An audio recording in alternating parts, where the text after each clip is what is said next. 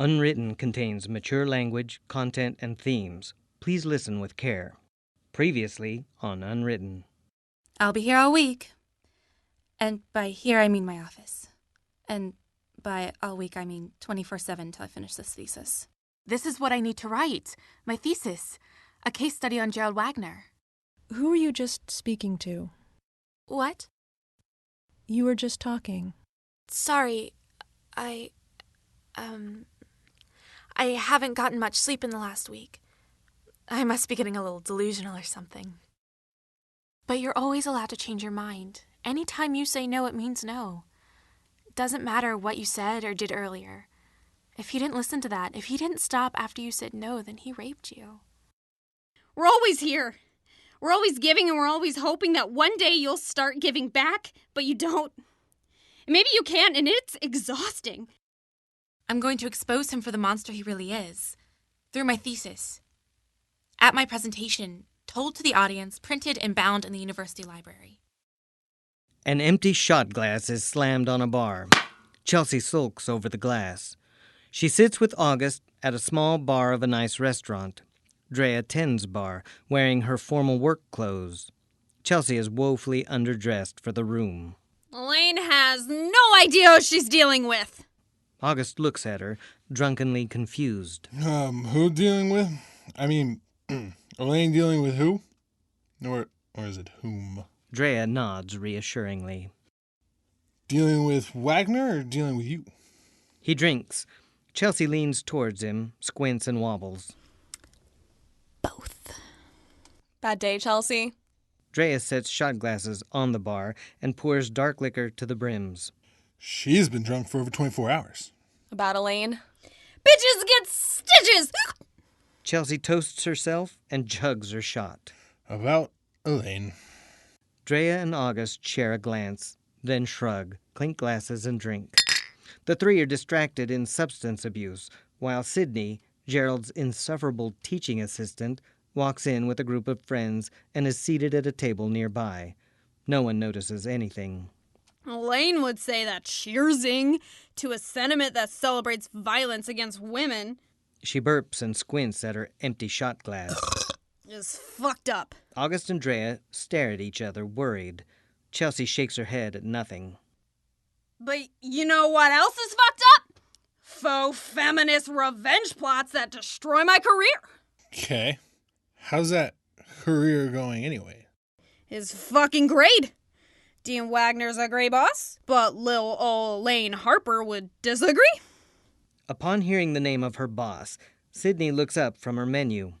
None of them notice her, as Drea and August are focused on the ranting, and Chelsea's brain does not appear to be creating any new memories.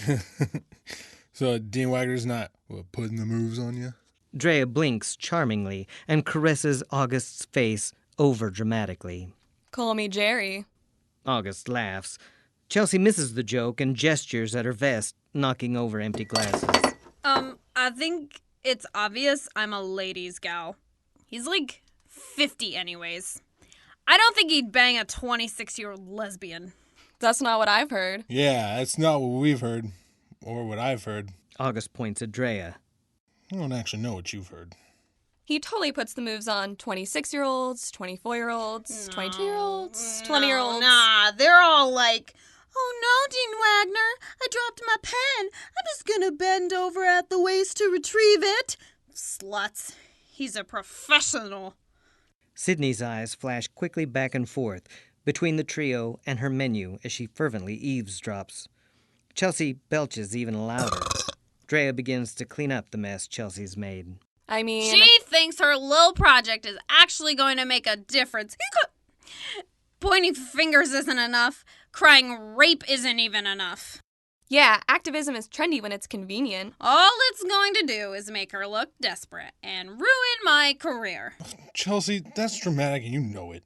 She burps again, stifling what is most likely liquor and stomach bile attempting to escape her body. It's just not going to work. If these girls were actually serious, if Elaine had hard evidence, they would go to the cops. But it's just a paper, an essay for school. It won't do anything but ruin her, ruin me. She thinks she's Nancy fucking Drew. I still don't see what it has to do with you, though. Chelsea slams her hands on the bar and growls. Roar! Drea and August exchange wide-eyed looks.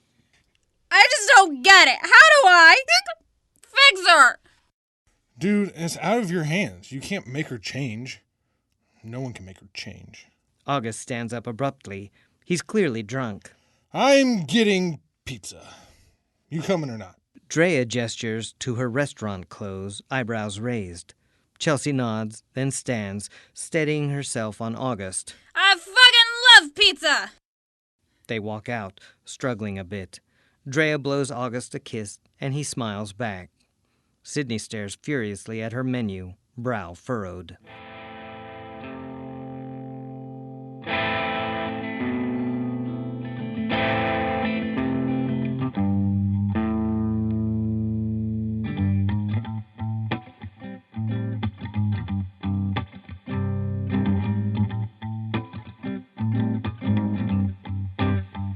I've got it all.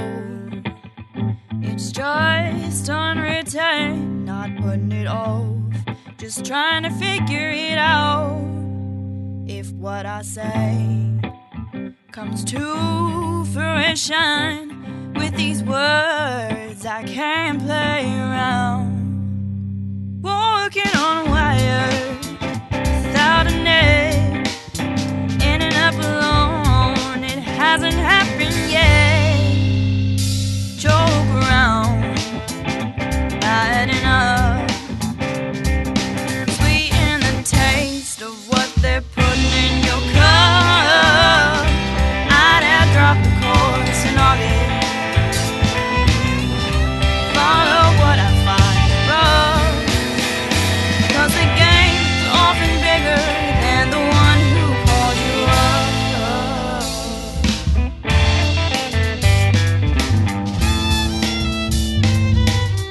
I've got it all, it's just unwritten.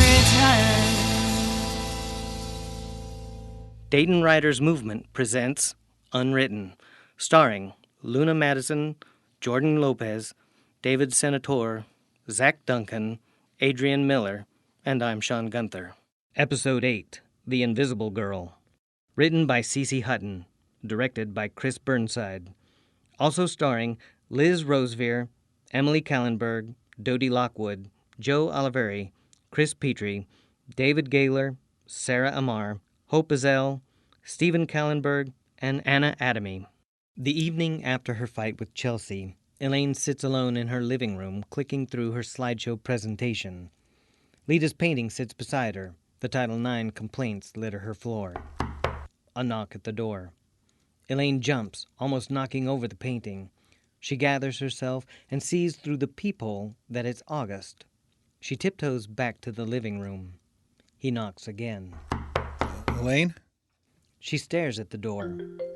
Her phone rings and she jumps again. She quickly silences her phone and stays sitting on the couch, scrunching her face, willing August to leave. Mary Shelley, author of Frankenstein, sits on a chair in the room. She wears a black velvet dress and her hair is pinned up. She holds parchment on her lap and a quill in her hand. She watches Elaine. It seems like there's something at work in your soul that you do not understand. Elaine ignores her. Elaine, I can hear your phone. Why are you avoiding me? Why am I even still trying? Fine. Your message is loud and clear. Which he doesn't understand either. Elaine tosses her phone down and swings her door open. They stand in awkward silence. Hi. Elaine walks into her apartment, leaving the door open. August surveys the papers covering the floor inside. Oh boy. He walks inside Elaine's trashed apartment. Elaine is on the couch, busying herself by gathering the documents and placing them in a neat stack next to an unfrosted cake. Did you bake that? Elaine looks at him in exasperation. So, I miss you. I don't really have the time for a boyfriend right now, August. Well, I understand. I do. I just, wish you could have told me that. Elaine blushes furiously. I guess I owe you an apology. I'm just so overwhelmed. Can I sit? She nods. August sits. I'm sorry, I'm just not in a good state of mind lately. Elaine glances at Shelley, who's looking at a DVD copy of the Rocky Horror Picture Show, baffled. Some people really took Frank and ran with it. Elaine slams her eyes closed. August takes her hand. I don't know why you pushed me away. Elaine opens her eyes in realization. What did you come here to tell me? Well, I did something stupid that I didn't mean. Because you were drunk. She lets go of his hand. Yeah. I messed up and I just needed to talk about what happened. There's nothing to talk about. Wait, yes there is. You just left me hanging and I've been angry and sad and confused. I guess that part is my fault. But betraying me with Drea? August hangs his head. I know. You deserve so much better than that. Better than me. Oh, August. I'm serious. Why do you think I can't get you out of my head? You were always the best of all of us, Elaine. Elaine smiles, then looks at the slideshow still displayed on her computer. Look, I think you should go. It's not a good time. My presentation is so close. Can we talk again soon? Are you going to ignore me again? I don't want to force myself into your life. I mean, I'm confused too. And this Drea thing kind of made it worse. Oh. But I'm glad you told me. Thank you, August. Yeah, of course. August stands, lingers a moment longer, then walks to the door. He stops in the doorway. Elaine? I'll wait as long as you need me to. Elaine blushes and smiles. Let me get through all this. Then we'll talk. Just a bit longer. Bye, August. August smiles and leaves, closing the door. With how many things are we on the brink of becoming acquainted, if not for cowardice or carelessness? The next day, Elaine walks down a hallway at the school. She looks as if she's barely slept. In. Out. She stops and closes her eyes. Hello, Elaine. She jolts her eyes open. It's not Gerald, but Professor Lincoln. Elaine? Hi. Yes, sorry, I'm late for class. Elaine scurries into a classroom. Professor Lincoln sighs. The classroom is full. Sarah and Greg are in attendance. Rena is skipping. Freud, Frida, Picasso, Sherlock, Dracula, Franklin, Hemingway, and now Shelley sit in desks that line the back wall. Elaine has yet to notice them. She puts down her materials and stands in front of the room.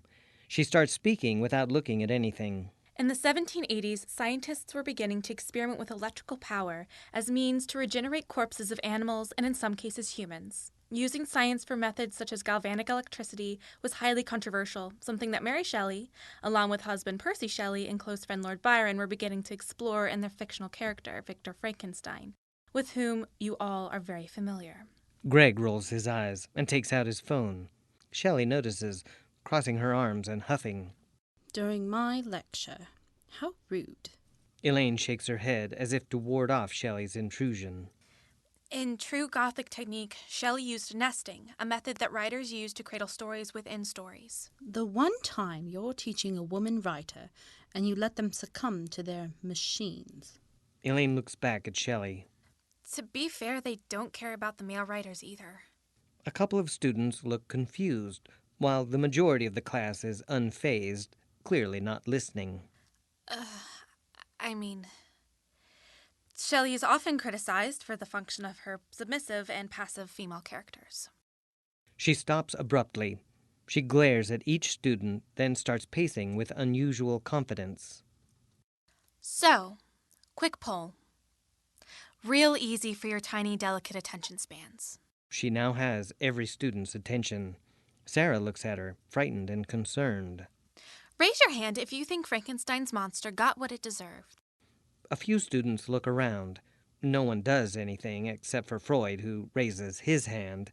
Elaine ignores him. Seriously? Not even an opinion?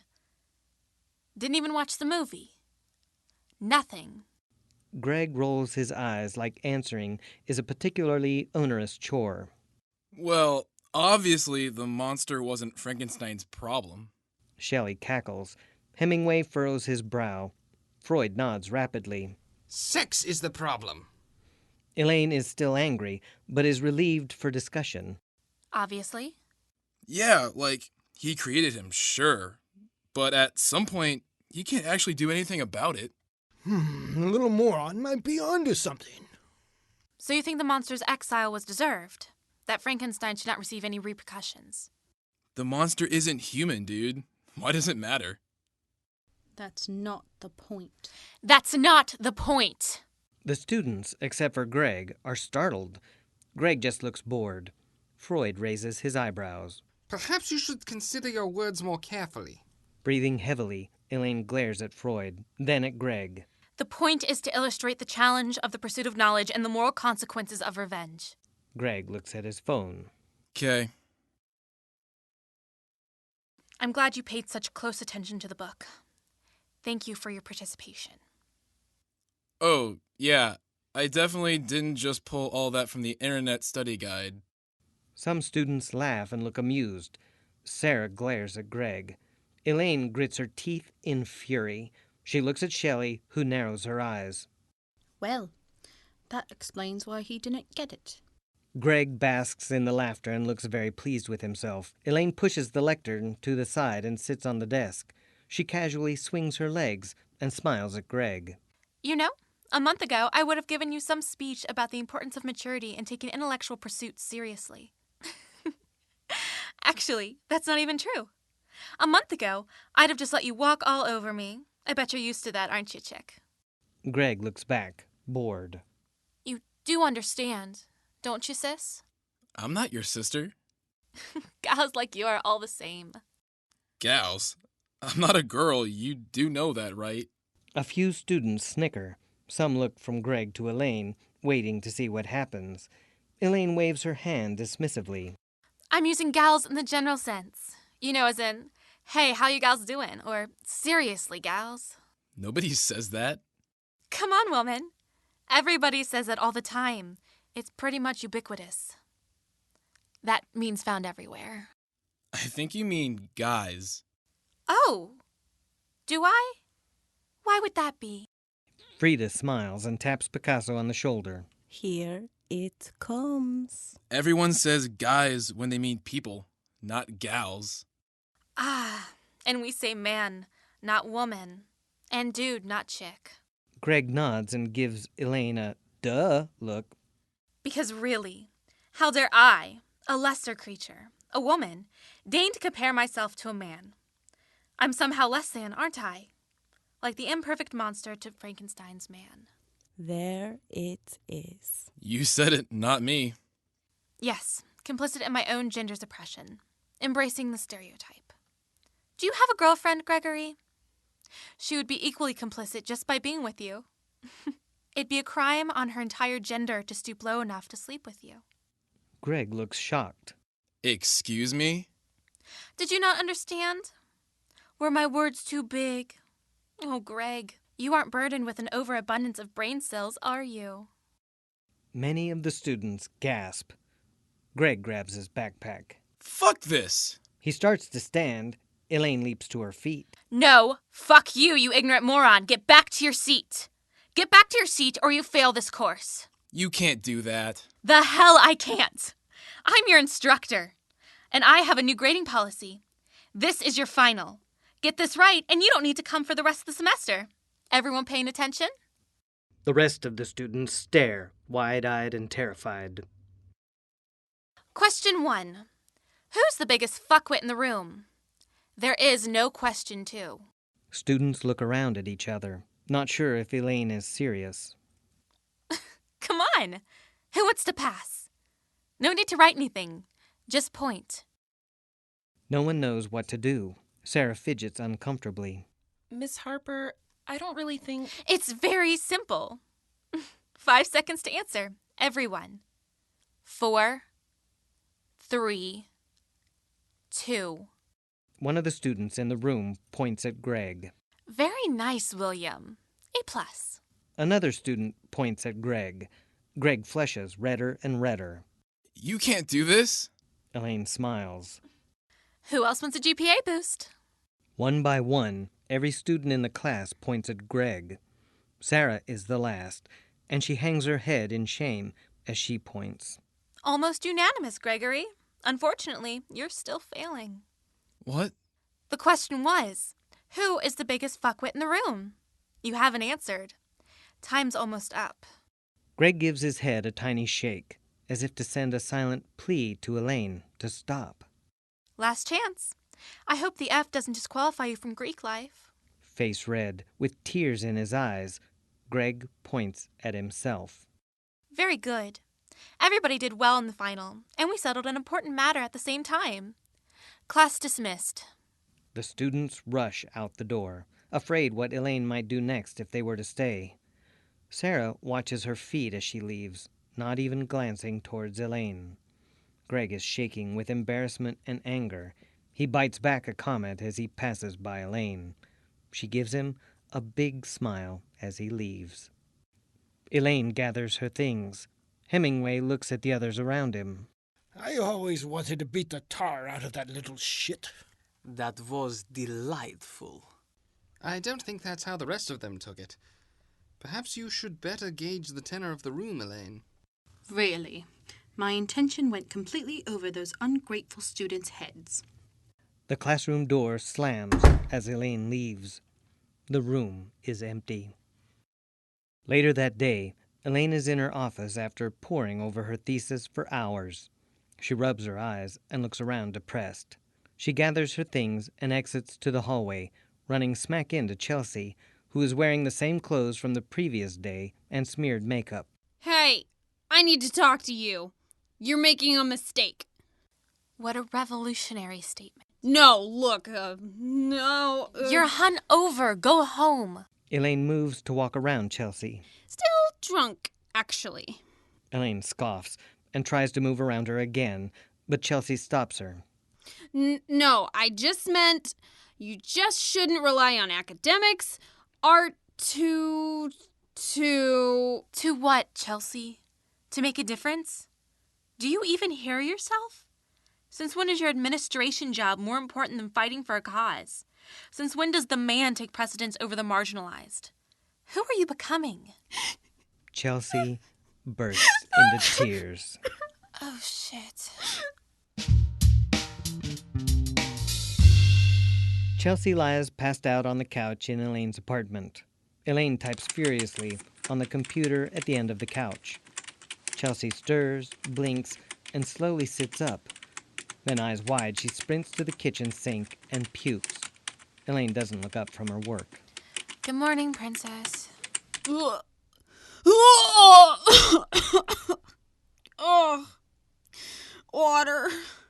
Elaine throws her computer off her lap. She goes into the kitchen and pours a glass of water for Chelsea. Chelsea chugs it and comes back to the couch. She grabs a pillow and covers her face with it. I suck. I'm assuming that's an apology. Lainey. Yeah, you do suck. I'm assuming that's forgiveness? Elaine playfully punches the pillow. Chelsea grunts and rips it off her face. Okay. I'm sorry.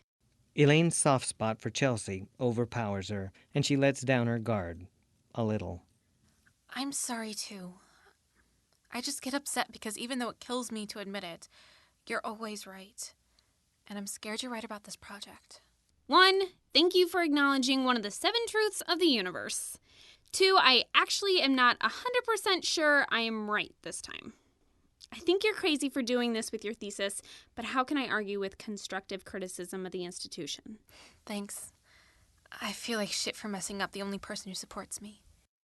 After you present your argument, I won't be your lone supporter anymore.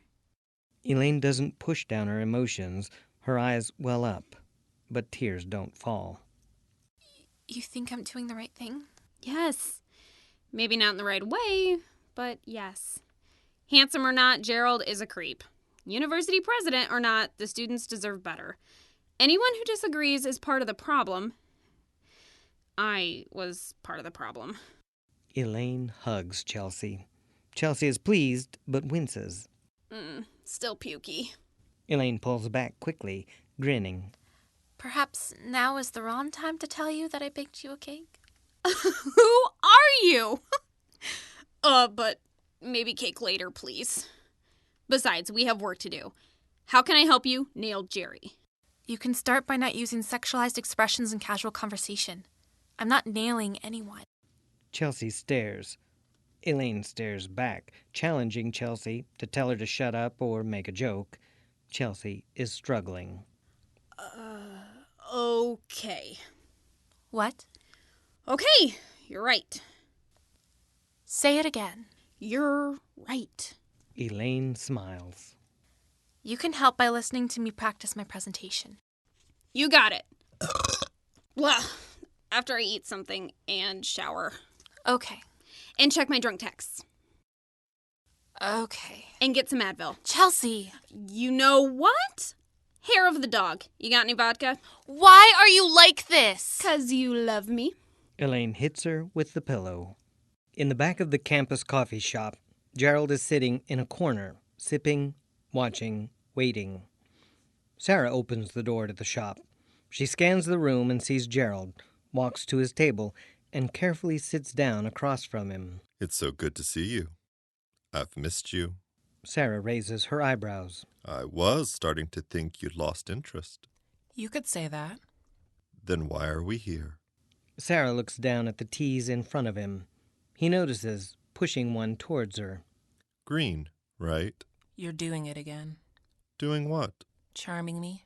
He smiles, wide. Manipulating me. His smile fades. She just stares at the tea as if it might be poison. I would never do that to you. Oh, so what would you call coaxing a student into sex and then never speaking to her again? I never coaxed you into anything. You're a grown woman. You make your own choices. And you stopped calling me, not the other way around. I know I make my own choices, but you know exactly what you did. And so do you.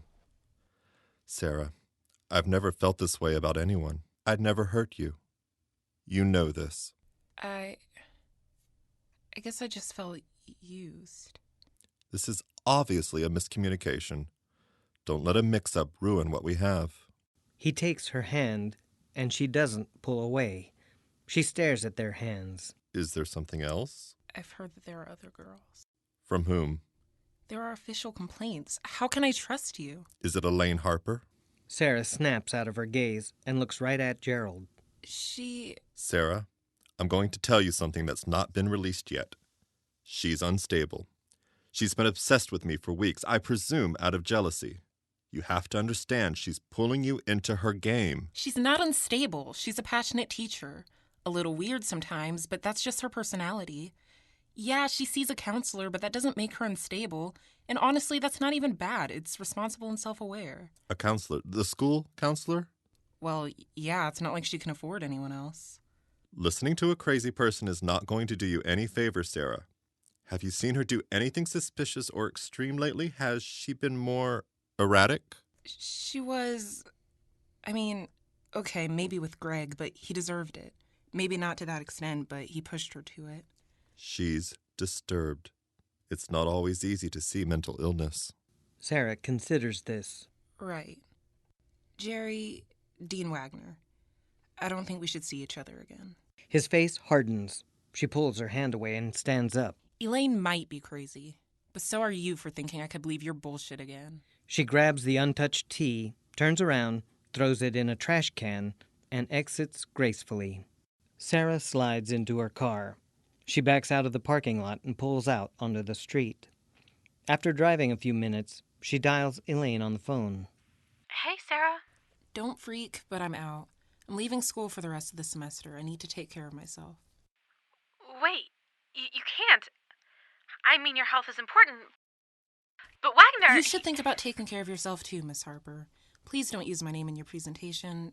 I'll call you when I'm ready to talk again. Sarah! Goodbye, Miss Harper. Sarah hangs up and tosses her phone onto the passenger seat. She turns onto the highway in silence. Elaine is in Professor Lincoln's office, staring at her phone incredulously. I think I just lost the only victim who would let me use her name. Sarah? What did she say? Is she scared? We can protect her from retaliation. He did something. He did this. You still have evidence. This is a setback, but you still have an argument. Control tactics, the abuser establishing intimidation, the victim practicing restraint, but mistaken as submission. This could be another example of a male abuser condemning a female victim attempting to fight back. Maybe. But it's not as strong as a first-hand account. An anonymous comment is not going to move hearts the way putting a human face to the victim would. Elaine's heart is racing. Shelley walks up next to Lincoln, reading her notes. Elaine is beginning to panic. Invention does not consist in creating out of void, but out of chaos. Elaine, do not lose your focus. No emotions. Elaine keeps eye contact with Shelley and inhales slowly. Got it? No emotion. Just facts. Got it. A steady purpose will tranquilize the mind. Fix your intellectual eye. Clear your mind tonight. Step away so you can give 110% tomorrow. Elaine stands up abruptly and gathers her things. Yes. Clear mind. Good idea. She walks into the hallway, leaving Professor Lincoln alone. As Elaine walks, she's deep in thought about what could have possibly changed Sarah's mind, and if she should call her back. She pulls out her phone and scrolls down through her contact list, looking for Sarah. She collides with another person. Oh, sorry. She looks up into Gerald's face. Hello, Elaine. Just who I was hoping to speak to. Elaine is quiet, waiting. Gerald smiles. He bounces from his heel to the ball of his foot, then back again. He rubs his hands together, as if preparing to announce big news. So, I've caught wind of your thesis, you might say. Interesting stuff. Interesting stuff, indeed. Have you? Lovely. I've actually been meaning to invite you to my presentation. I think you might really get a lot out of it. Gerald smiles, as if he's caught on to some kind of game she's playing. I'm sure I would. He rubs his hand along his chin. I must say, I'm a little uncertain about the validity of your approach. From what I hear, grapevine mind you, you've been snooping a bit too much into the personal business of others. And without permission. That's not very professional now, is it? From an ethos perspective. Well, I'd have to disagree. I'm just giving you my academic point of view. No, you're giving your personal point of view. There is a difference. Ah, but is there? I'd say the academic is inextricable from the personal. For is it not what we learn that we become? I'm not in the mood for philosophical jargon. Elaine attempts to pass by Gerald and make her way down the hall. He steps smoothly, blocking her way. He lowers his voice, but maintains his grin. It's best not to assume things, Elaine Harper. Elaine doesn't look him in the face, but her voice stands strong. Incorrect. It is best to believe people when they speak about being hurt. But being hurt by whom? I would say it's less than thorough and, quite frankly, bigoted to not take into account both sides of a conversation. Would you not agree?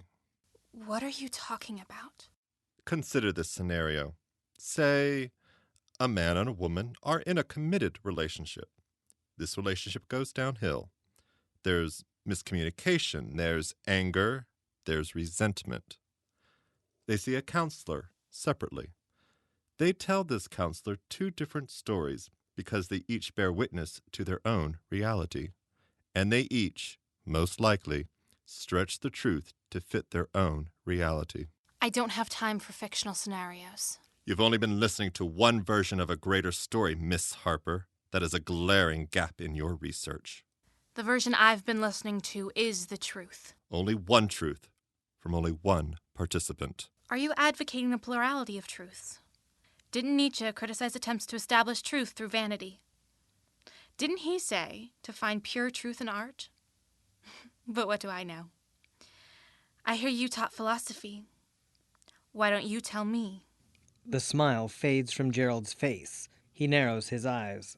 My art will tell the truth. A perspective that is too often doubted, or worse, shamed. Hope to see you there tomorrow. Now excuse me. Elaine shoulders her way past Gerald. She exits the building quickly, shaken. She mutters to herself and becomes increasingly angry as she walks. Elaine goes straight to Dr. Lemon's office. She sits in the chair across from her desk and drops her papers on the floor, ignoring the mess she's made. Dr. Lemon stops what she's doing and looks up. Elaine, did you need something? We don't have an appointment today. Honestly, I feel like shit. Complete shit. Everything feels like it's falling apart, and I just need my presentation to work out. I need it. What's falling apart? Why do you need it? I'm just feeling pressure to do something good, to make stride for the afflicted, but I'm failing. I'm so sleep-deprived that my imagination is starting to feel real. Like, I know my passion can get misguided, that I can be abrasive. I know my flaws, I talk to myself sometimes. And it is starting to feel realer and realer. What's not real, Elaine? I think my mind compartmentalizes my feelings. And each compartment realizes itself as a character, and it helps me work through layers of emotions. Dr. Lemon scribbles. Elaine catches a glimpse of the words, falters, and closes up, regretting her outburst. Shelley stands behind Lemon, reading her notes. Overexhaustion, anxiety, hallucinations. That last one has a question mark. Still evaluating, I suppose. Are you experiencing lost time? It's just mounting stress. I thought you weren't supposed to sound like a textbook. Elaine, this could be dangerous. Can you tell me more about what happens? Exactly. That does not seem like a good idea. Actually, I really think I had some weird half-awake dream. Like I said, I haven't been sleeping. Dr. Lemon writes, then sets her notes down, leaning into the desk and trying to engage Elaine. Elaine, I'm going to be blunt. You're describing behavior that could be a risk to your health. I just need sleep. I need you to be honest with me. Have you been seeing things? No, not like that. Like what, then? Okay, I believe you. But promise me you would tell me if it gets worse. I know your thesis seems like the only thing that matters, but you need rest. Relaxing isn't lazy, it's healthy. I know. I'm going to take a break tonight. More than tonight. Okay, I will. Good. I'm here. See you next week. Elaine stands up. Shelley speaks to Dr. Lemon as she and Elaine exit. It's worse than you know, Doctor. One hallucination can't even see another hallucination. A story within a story. This would make a great novella. A few hours later, Chelsea arrives at Elaine's apartment to hear Elaine practice her presentation. Chelsea pays close attention, but also dives into the cake Elaine made for her. And so, one victim should be enough to discredit an administrator. This man has more than 5, and counting. Not only should Gerald Wagner not be university president, but he should be removed as dean of students. The university deserves someone who is going to keep students safe, not actively contribute to a dangerous campus environment. Chelsea finishes a piece of cake. Oh, I know we forgave each other, but wow, I do not forgive you for the sawdust cake. Elaine glares. I mean, solid presentation. You're gonna make Jerry your bitch. Elaine keeps glaring. Chelsea looks around for a phrase that isn't based on sex or power. It's good. You're good. I'm looking for a mic so you can drop it. You've obviously thought this through. I don't know why I didn't see it before. You have good evidence, anecdotal evidence, but it still works in this case. My one question is, now listen, this is my damn job. My question is still, why not go to the authorities? Do you just want to make a display? Let's not just ruin this creep's day. Let's ruin his fucking life. It won't work. The girls are afraid of going public. Sarah's afraid? I thought she was determined to squash Wagner. Sarah is not included in the victims now. which you would have noticed if you weren't devouring my sawdust cake. And I'm pretty sure Sarah's in love with him. Fine line between love and hatred for gross dudes and gross cake. Elaine gives her a look. I digress. If people turn on Wagner, which they will after hearing you out, it's still going to go public. Yes, but that's in the future. Right now, it's their word against the probable future president of the university. They don't want him to know who they are. This paper, my argument, will persuade his peers. Just enough doubt to keep them from supporting his promotion. It will shift the culture more than a police report. Police reports usually condemn the girls for coming out, then gather dust uninvestigated. Just forgotten.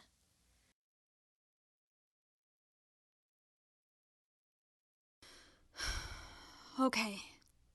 I disagree, but I support you. That's all I need. Dr. Lemon is in her office, typing on her computer and sipping tea. Gerald knocks twice on her slightly open door and peers inside. Dean Wagner, hello. Hello, Dawn. You have a minute? It's important.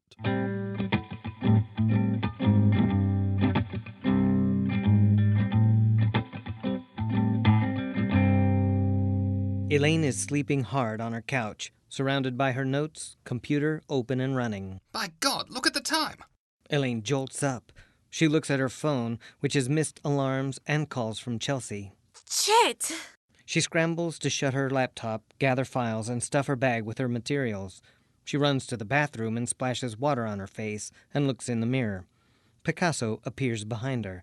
She attempts to brush and pat down her bedhead. You're a mess. Wow, inspiring. She rips business casual clothes out of her closet and hastily changes into them. Mistakes are art too. She stares at him incredulously, buttoning her shirt. Her phone rings. It's Chelsea. Where are you? I overslept. Just really nervous. I'm coming now. Okay. Run, sprint. Stop signs are just suggestions. Elaine snatches her bag and runs out the door. Elaine runs upstairs and through halls. She halts at the door to the auditorium where her presentation is scheduled. She takes a deep breath and opens the door a few minutes before she's supposed to begin. Everyone in the auditorium turns to look, including Chelsea, Professor Lincoln, Sydney, and other students and faculty. Elaine does not notice Gerald's absence. She makes eye contact with Chelsea, who hurries to meet Elaine in the hall. Elaine shuts the door carefully. They are face to face standing outside it. What? I'm late. This is so awkward. Chelsea grabs her arms. No, you're right on time. Steady. Elaine nods quickly, breathes slower. Chelsea releases her. Just like we practiced. You'll have everyone on your side in less than an hour. Hey, Elaine. Sorry we're late. You didn't have to wait for us. Elaine freezes. August and Drea approach, walking close together. Oh, no problem. I haven't started yet. Great. We'll see you inside. Good luck. August and Drea walk into the auditorium, August's hand on the small of Drea's back. The door shuts. What are they doing here? What do you mean? You may have isolated yourself, but they still love you and want to support you. Yes, but I mean, what are they doing here together? Chelsea stares at Elaine, concerned. Elaine, they're here together because they're together. Together? How did you miss this? I didn't. I knew that they had a little fling, but August told me it was a mistake and that he still wants me. When? He came over a couple nights ago. When? The night after our fight? Elaine, he was with me the whole time. I was angry drinking about you, and he babysat me for like a day and a half. No, he was there. He told me he would wait for me. What? That's not possible. He was with Drea and me, and he's been with her ever since. No. Are you sure you didn't dream it? Maybe? No, it was real. It wasn't like with the others. I can tell the difference. Others? What others? Professor Lincoln walks into the hallway, concerned. Elaine, Are you ready? This is bordering on unprofessional. Elaine tries to push the horrible realization out of her mind. She shakes her head at Chelsea and looks at Lincoln. Yes, Chelsea was just last-minute prepping me. Elaine pushes past them and walks straight into the auditorium.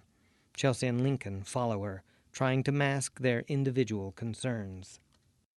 Elaine walks to the front of the room, watched by the group. Professor Lincoln and Chelsea sit. I apologize for the delay. The presentation will begin shortly. Elaine looks at August and Drea sitting together. They are whispering to each other and laughing.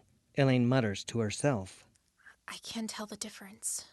She sets her materials down and opens her slideshow on the room's computer and projector. The first slide reads, How Authoritative Power Becomes Intimidation in Campus Sexual Assault. Today, I will present my year-long study. Professor Lincoln coughs loudly. My study of sexual assault prevention and resolution in universities and the roles of supposed authoritative figures. There is a problem that affects every campus, particularly here at... Elaine stops abruptly, realizing Gerald's absence. Her eyes dart about the room and land on Shelley, who has just appeared in the audience. Focus your intellectual eye. But where's Dean Wagner? Sydney, Gerald's TA, leans forward. He's running behind because of a last-minute meeting. The door opens. Gerald, Dr. Lemon, and a campus police officer enter the room. Gerald and Dr. Lemon sit in the front row beside each other. The officer stands off to the side. Welcome. Frida appears in the audience. Pay no mind. Fulfill your purpose.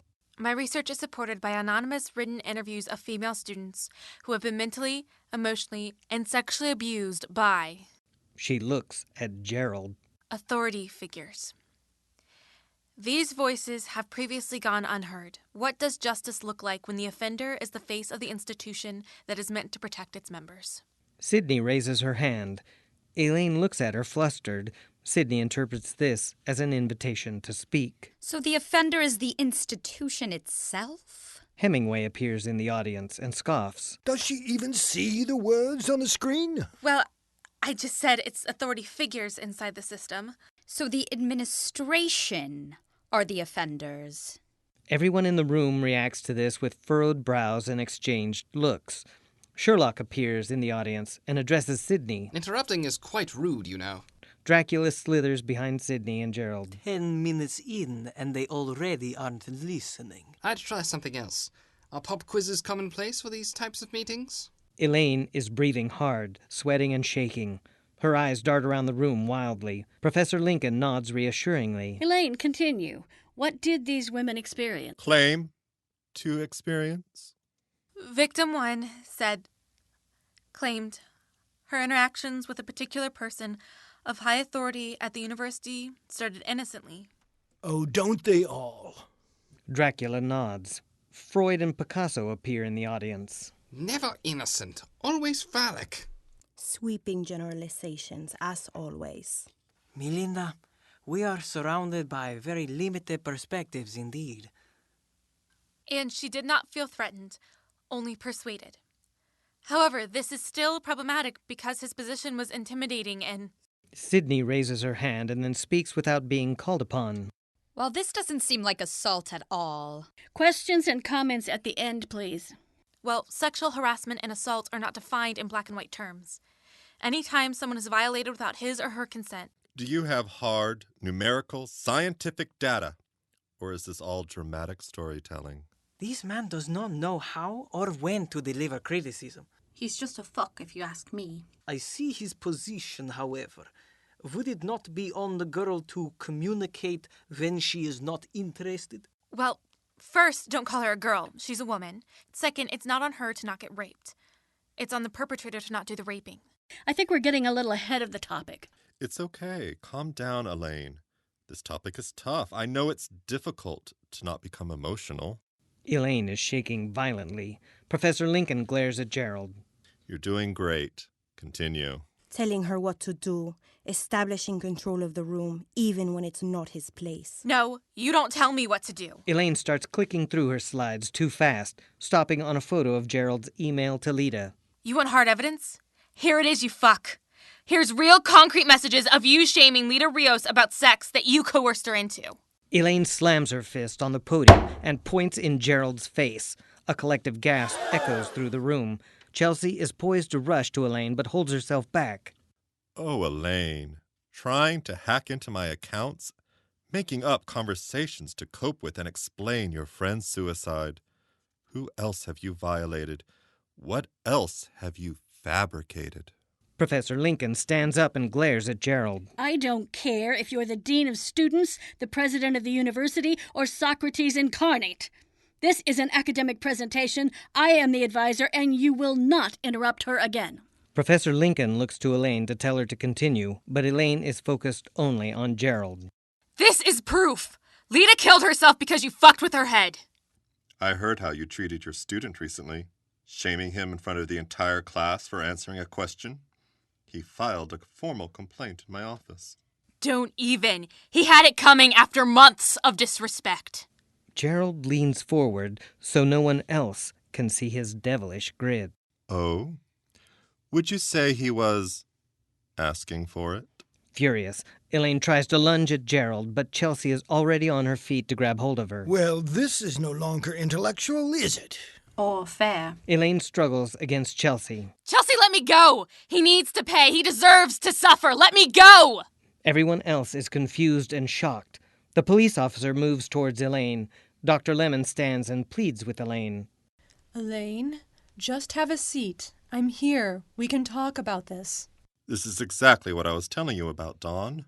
The police officer reaches Elaine and grabs her arm. August stands up. Let her go. Drea tugs on August's arm, pulling him back into his seat. Chelsea looks at the officer, unsure whether to let him help or to stop him. Elaine tries to break free.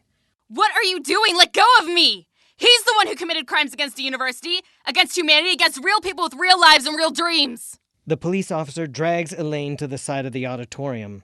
Professor Lincoln is angry and shocked. Sidney slinks to the computer and shuts off the slides. Hemingway shouts and slams his hands on the tables and walls. Shelley and Freud attempt to restrain him.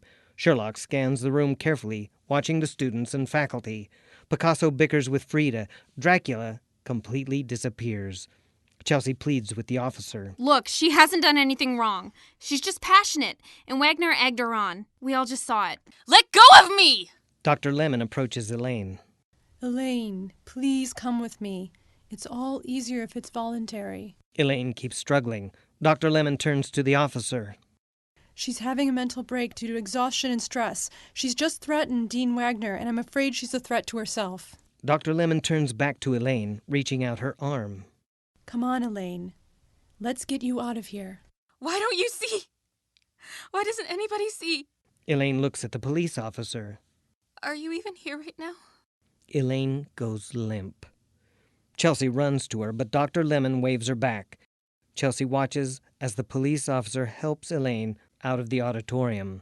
Hemingway, Freud, Picasso, Sherlock, Frida, and Shelley fade away as Elaine leaves the room. The rest of the room is stunned. Gerald steps to the front of the room to address everyone. I could see her spiraling. It's not her fault. She's been on the brink of mental instability for weeks. I'm just glad we caught it. He makes eye contact with Chelsea. Her mouth drops. For the first time, Chelsea doesn't know what to do. He turns to Professor Lincoln and looks disappointed. What a shame. This seemed like a very strong paper. He exits the auditorium. Professor Lincoln narrows her eyes. She leaves, followed by other murmuring and shocked faculty and staff. Chelsea collapses, stunned. August and Drea hurry to her side. Weeks later, a member of the Board of Trustees stands at a podium during the celebration dinner inside the university ballroom. He is beaming around the room, finishing a speech announcing Gerald's presidency. The majority of the audience applauds, but with mixed emotions and reactions from some professors. Professor Lincoln makes a point to not clap, and Chelsea fumes in a chair in the corner. Gerald ascends to the podium during the scattered applause, winking at Sidney, who smiles wide and looks to the other TAs to make sure they saw. They don't care, though. I'm proud to make this university the best it can be. an inclusive institution that values the dignity of each student, and above all, a safe environment for challenges and growth in scholarship and leadership. I've been working toward that goal for years. I'll continue working in my last few months as Dean of Students, and I'll be working still when I'm president. Now, let's eat. The audience applauds. Gerald shakes hands with some staff and faculty, and he poses for photos. Sydney approaches him. I'm so excited for what next semester has waiting for us, Dr. Wagner. Oh, Sydney, you know better than that. Call me Jerry. Lincoln makes eye contact with Chelsea, who slightly nods and then stands to leave the room. Puzzled, Lincoln follows. Chelsea weaves through multiple hallways, and Professor Lincoln catches up with her. Chelsea stops abruptly and whips around to face Lincoln. We need to talk about Elaine. There's a warm breeze outside the Mental Rehabilitation Center of Middle Ohio. The lawn and sidewalks are clean and colorful, and the halls inside are blank and sterile. Elaine's family, Sue, Paul, and Dylan, speak to a doctor in his office. Sue angrily waves her arms as she talks. Paul tries to calm her down. Dylan quietly cries. Outside the office, there are many hallways and doors, a few of them open, revealing patients reading, talking, eating. A woman scribbles in a journal. A group of men sit in a circle led by a doctor. A young teen stares blankly at a wall. Nothing is more painful to the human mind than after the feelings have been worked up by a quick succession of events, the dead calmness of inaction and certainty which follows and deprives the soul both of hope and fear. The beige common area contains old furniture and sedated patients. Some wander trance-like. Elaine, dressed in loose clothing provided by the center, stares out a window. Around her, Hemingway plays checkers with Freud. Picasso and Frida paint side by side. Sherlock studies Dracula through his magnifying glass. Franklin and Shelley laugh about overbearing British men. Elaine's face is blank but disheveled, her eyes empty. This state of mind preyed upon my health, which had perhaps never entirely recovered from the first shock I had sustained. I shunned the face of man. All sound of joy or complacency was torture to me. Solitude was my only consolation. Deep, dark, death-like solitude. Mental health conditions are real, common, and treatable. If you or a loved one are noticing signs or symptoms of a mental health condition, Mental Health America can help. MHA has free confidential screening tools and other information at www.mentalhealthamerica.net. Dayton Writers Movement presents Unwritten. Executive producers, Chris Burnside, Megan Burnside. Producers, Anna Adamy, Joey Ferber, Jenna Gomes, CC Hutten, Avery Hutto, Grace Poppy, Tavis Taylor. Sound engineer, Dan Sievers. Script editors, Anna Adamy, Chris Burnside. Script supervisors, CC Hutten, Grace Poppy. Theme song by Joey Ferber, Kelsey Mills, and Ian Mortison. Unwritten was recorded at Megafauna Sound. For more Unwritten, visit our website at unwrittenpodcast.com.